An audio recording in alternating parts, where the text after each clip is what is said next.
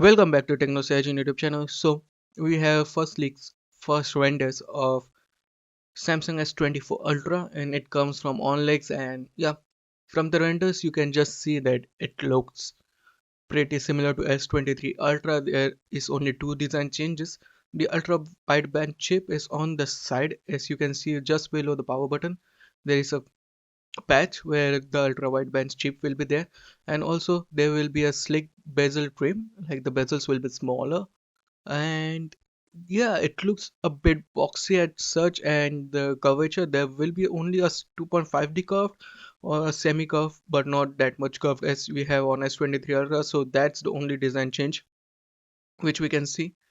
And according to us, News S24 Ultra uses a flat screen with a wide frame, middle frame, so it will be wider compared to S23 Ultra, but there won't be any curve.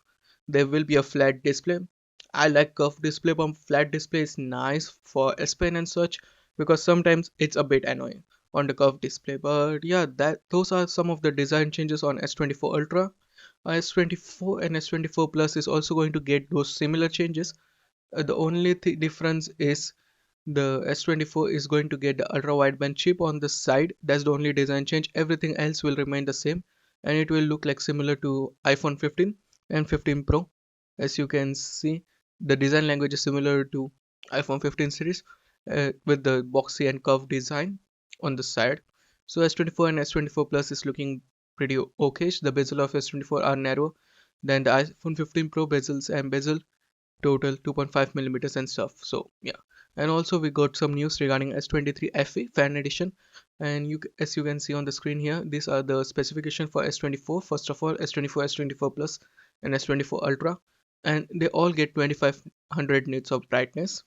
And the speaking of S23 FE, the video has been leaked. The complete phone video has been leaked. As you can see from the back, it looks similar to S23, and it looks pretty nice, and the everything it looks pretty nice. But when you see it in the front, it has pretty huge bezels, so it looks like a pretty mediocre A series phone.